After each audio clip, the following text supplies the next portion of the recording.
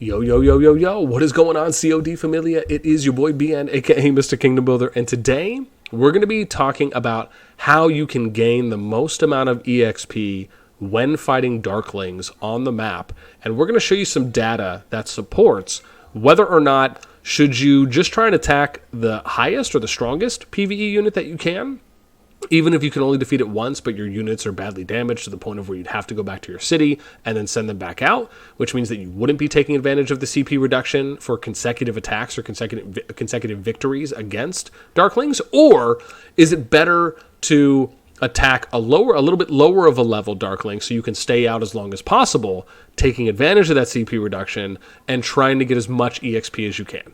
So we're going to show you some data that supports it, kind of leaning more one way. And then we'll also explain some tips here and there. So with that, well, I guess I should say without further ado, let's go ahead and just get right into some of the data here. So putting together the spreadsheet, what I did is I looked at the top 25, or not the top 25, but the 25 levels for darklings, and what's the amount of EXP that you gain from them, along with what's the differential here in gaining your amount of EXP per level. And what's interesting is that you'll see there's a big jump here of plus 700 from the difference in gains from 9 to 10. And then you're seeing that there's only a plus 300 gain, right? It kind of goes back low, 300. And then you get back to the plus 900, which is from 13 to 14. And then you get plus 1,000 from 14 to 15. You get plus 1,200 here from 16 to 17. Plus 1,400, 17 to 18, 1,700, right? So you're seeing some different differentials. But once you get to the end, which is 24 and 25, you're seeing, again, a plus 5,000 from 24 to 25, but also a plus 1,000 difference in the amount of EXP gained. So what this means is that, the short version is that obviously attacking level 25 darklings is the best to do because of the amount of EXP that you get. But I did a test here, right? So we looked at a level 21, a level 20, and a level 19 darkling. And this is mainly based on me being able to max at a level 21 currently. And so the test we did, which is, well, how can I gain the most amount of EXP by using less CP than I would if I'm attacking, coming back to the city, attacking, coming back, right? So I'd be using the max amount of CP, which is 50 CP per legion, or if I have 5 legions out, it would be 250 compared to 210 if you have max CP reduction, which is at 4 stacks from consecutive victories out in the field, right? Because you get -8 per legion. 8 times 5 is 40, so that's -40 off of 250 that you would get once you're at that 4 stack. So then we looked at, okay, well, if I did 40 attacks, that's 10,000 CP, and this would net me 2.9 million experience attacking level 21s. That's if I attack the level 21, I come back, I replenish, I go back out, I attack, I rinse and repeat. Now, if I did a level 20 and I took the same method of assuming that I could stay out to do 40 attacks or 47 attacks, because we did 40 attacks gets me 8,500 CP, 7 attacks is 1,470, so 40 plus 7 is 47. If I add the CPs together, 47 attacks gets me 9,970 CP that I've used. This nets me 2.84 million experience. Right, so you're talking 2,840,000, right? So at that point, I need about 50,000 more, 45 to 50,000 more EXP to make it to where I have evened this up, right? By being able to use less CP, right? Because that's the idea. You're trying to use the least amount of CP to get the most amount of experience gained for your heroes. So what this data shows is that, and bear in mind, the difference between 20 and 21 is 2,400 EXP. That's more than doubled if you're talking 24 to 25. So what this means is that you'd have to sustain attacking for this one, 2021, maybe about 45 attacks or so, until the amount of CP, the amount of EXP that you're gaining is more than a level 21 for using less CP by attacking level 20s. So again, if you double this up, maybe you make the argument that now you're looking at 70 to 80 attacks. Maybe you're only doubling it by half. So in that case, maybe you're looking at 60 to 65 attacks that you'd have to do for a 24 to 25. But the point is that you would have to stay out and sustain for a lot of attacks. In this scenario, at least maybe about 45, give or take, to where it makes it worth it. That's a lot to stay out for.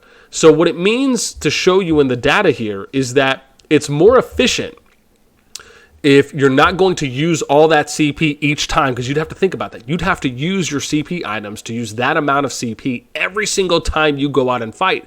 And in most players' cases, if you're efficiently using your CP for the day, you're going to attack when you wake up, and then you're going to use your CP before you go to sleep, right? And that's how you're going to do it. So you're probably going to do about 2 rounds of PvE attacking per day, and more so for the free-to-play, obviously.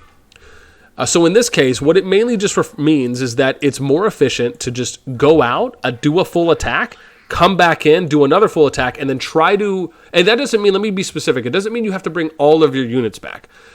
The idea is you should be attacking the strongest level unit that you can, right? And that's up until you get to being able to attack a level 25 Darkling, because everyone will obviously eventually be able to attack a level 25 Darkling. But we're talking...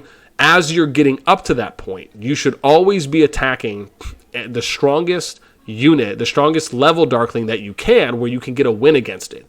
And a win meaning where all of your legions can stay alive, even if you have some that need to go back, right? I've done it before where I'll go out and attack level 21s, and maybe just my one tank legion that's running infantry will get red or yellow, and they'll have to go back. But my other legions will still be full health or very close to it. So those units can stay out and take advantage of some CP reduction while I'm only sending 1 unit back, right? So it's kind of like playing 5-card stud, right? Maybe the approach is you want to try and give the least amount of cards back, so to speak, depending on your view. And that's kind of how you can look at it here, where if you don't have to send a unit back because they're still healthy and they can maybe do 1 or 2 more attacks or however many more, do that. Only send the units back that need to be replenished. But doing it this way will allow for you to get the most amount of EXP per your daily grind over a long period of time. So anyways, I hope this helps. For those of you that are wondering, well, how can I get the most amount of EXP each day by attacking Darklings? This shows it. And I didn't mention this in the beginning. I want to give a huge shout out to my buddy Framsham, one of my friends from IK, who came over to play Rock with us. And he did some of the initial math on this and kind of brought up the initial point. And I thought to myself, well, hey, this would be cool for me to go ahead and do my own math and then also be able to speak to this, because I just thought it was a great point that he brought up. So again, shout out to you, Fram. And again, I'd love to hear what your thoughts are, right? Do you do this already? Do you not do this? And maybe after learning this, you're thinking, maybe I will start doing this. When you're using CP, what events do you specifically use CP in? Do you have certain events that you'd like to do it because you find that it's more valuable in those situations as well? And maybe you'll think to yourself that, hang on, sweetie, you'll think to yourself that maybe you can go ahead and work on taking advantage of those particular events, or maybe during like something like the Strongest Lord, where you're like, okay, maybe this is an event where I can spend, use 5, 10, 15,000 CP, and I'll actually get some value here at this point, because I'm doing it that way. Now, again, if you're already at attacking level 25 Darklings, then it doesn't really matter at that point. But again, hopefully on your way up to that stage, you will be able to find this information valuable so you can get the most amount of EXP gained as you work your way up to level 25s. That's going to be it for me. As always, let me know what you guys think in the comments down below. Until next time, I will catch you later.